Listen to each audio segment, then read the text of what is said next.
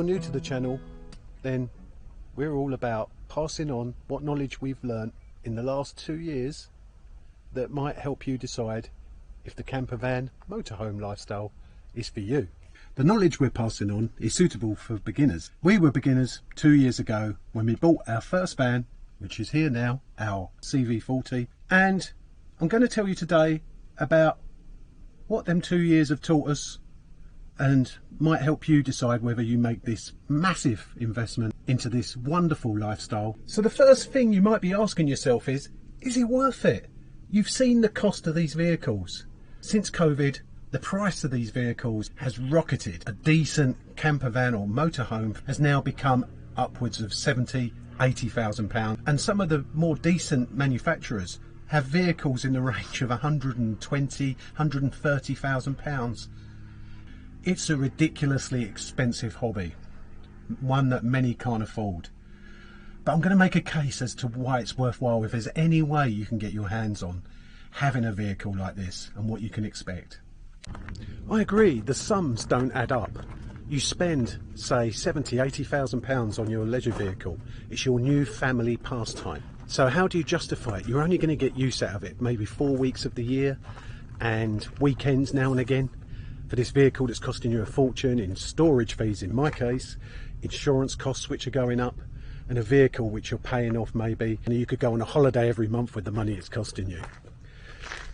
But I'm going to say that that time you spend together is very special when you spend it in a campervan or motorhome camping site. You don't have to go to proper campsites with hookups.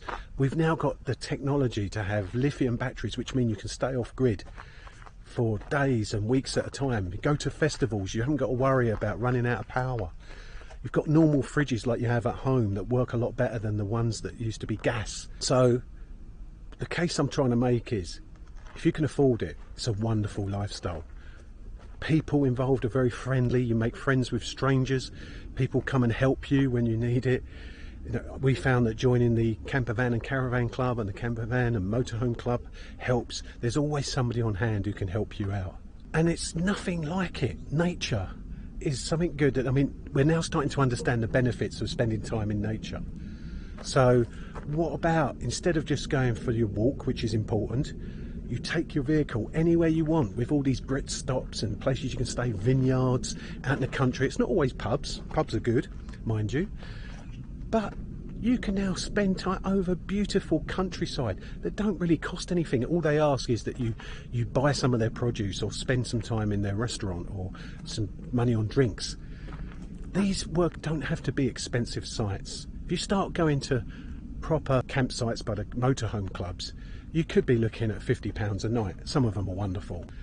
But where else are you going to get that experience where you can open the doors of your van, sit out with a nice cup of tea or a gin and tonic if it takes your fancy, and look out over wonderful countryside? It's good for your soul. There's nothing like it. Because also the kids can still have all their gadgets and everything charging up and everything, so you've always got a way to keep them quiet should you need to. The next thing to consider would be, have you got space at home to keep your campervan or motorhome?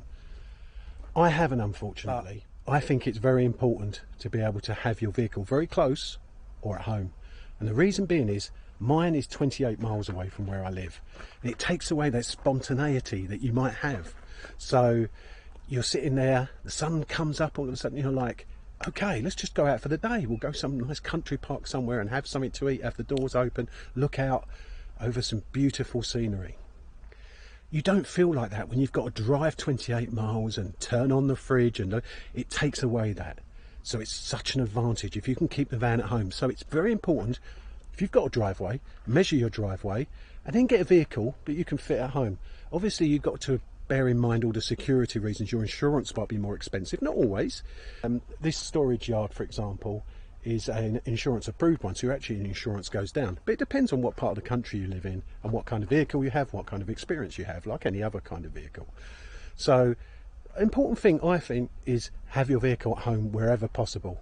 I do understand that when you make a huge investment, there is a peace of mind in keeping it in somewhere like this that's got CCTV, 24-hour security, and you can access them 24 hours a day. I just think it takes away that spontaneity. The next important factor to bear in mind is the kind of vehicle you're going to be choosing, is the layout that you want. Now, I've learned a lot from having this van for 2 years. This is a wonderful layout for a 6-metre panel van conversion. What we've basically got is a front dinette area, which has got a table there, and the captain's seat swivel, and it means you can have 4 people, and that has 2 belted seats on that dinette chair there. So you can carry 4 people in this vehicle. You can eat there, and then you have your area at the back once you go through the galley, which is another lounge area that converts into your double bed. So this is actually a 2.5/3 berth vehicle. Now, we've learned a lot from having this. Some people prefer a fixed bed, which means basically your bed's always ready to sleep in. I understand that. I like having the lounge area choice. So when somebody wants to watch telly and somebody wants to read a book, or somebody wants to, or somebody maybe want to do something else, you've got 2 habitation areas. I think that's great. But next time I'm going to go for a slightly different layout. I do enjoy the U-shaped lounges. I do like fixed beds as well. So I'm keeping my options open in regards to what kind of vehicle I'm buying next, which I'll be running through in some of the other videos. Most of these panel van conversions are built in such a way that you can drive them on a standard UK car licence. That's under 3.5 tonnes payload. Now, the problem with this is many of these vehicles are very heavy, especially when you're getting into having automatic gearboxes, which I prefer for my next van, and other layouts that increase the weight inside the vehicle. Sometimes, by the time the vehicle's complete and built, you've only have about 200 to 250, 300 kilos in payload, which basically means that's every one and everything that you're putting on there extra to how the van's built. So, for example, somebody as svelte as myself adds a significant, just over 100 kilos to the van. They actually work it out on an average of 75 kilo people. But bear that in mind, that if you're getting a 3.5 tonne van and you're taking 4 people away with you and a load of gear, make sure you're not overweight. It could be a serious offence. You can, if you passed your test before 1997, so old people like myself can apply, you can actually uprate your vehicle, or some of the vehicles, to an extra payload and drive that vehicle. So you can basically drive like a, I think it's like a private heavy goods vehicle, up to 4,250 kilos, so that increases the payload, and you don't have to pass a test. If you passed your test after 1997, you're going to have to pass a test to be able to drive anything over 3,500 kilos. So that's worth bearing in mind. So you're usually okay with these sort of 6-metre 2-berth vans. They're cleverly built in such a way that you can have like 400 kilo payload, which should be able to cover you. But sometimes you do have to bear in mind about travelling without water in the tank just to save some weight. So it's very important. Payload is something you should bear in mind. And if you passed your test after 1997, make sure you're only looking at 3.5 tonne vehicles. As I've stated earlier, our van's an Elddis CV40. Now, I've done a video about this van before, the good and the bad and the ugly, that's me. And we said about what was good about these vans, what maybe we didn't like, and they're good value. These vans are very popular, great layout, and suit a lot of people. Maybe not the best build quality, and that's the difference. I'm looking next at a manufacturer that provides a better experience with their build quality. And this can make a significant difference to the cost.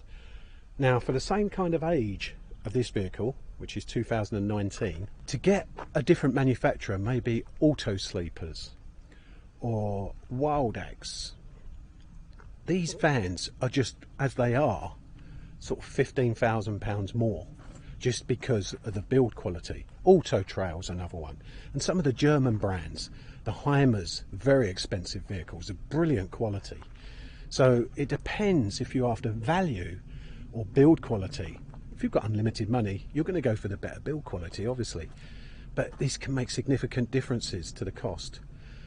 These vans now can be purchased 3 or 4 years old for about £55,000, which is about as good value as you're going to get. So there's just some of the things you should consider when you're going to make this large investment in a camper van or motorhome. In my next video, I'm going to be telling you about how I've overcome one of the particular problems we discuss in that video, which is being able to keep your camper van at home. Now, I live in a new build home. You don't get a lot of land with these kind of properties these days. And my driveway is only 6 meters long. Now, since I recorded the video, I've sold the CV40. It served us well, and please look at my other video on CV40s if you want to know all about them and their quirks and their good points. And I've managed to get a vehicle that fits into my lifestyle and I can keep it at home. It solves that problem of the spontaneity. And I'm going to be talking all about that in my next video.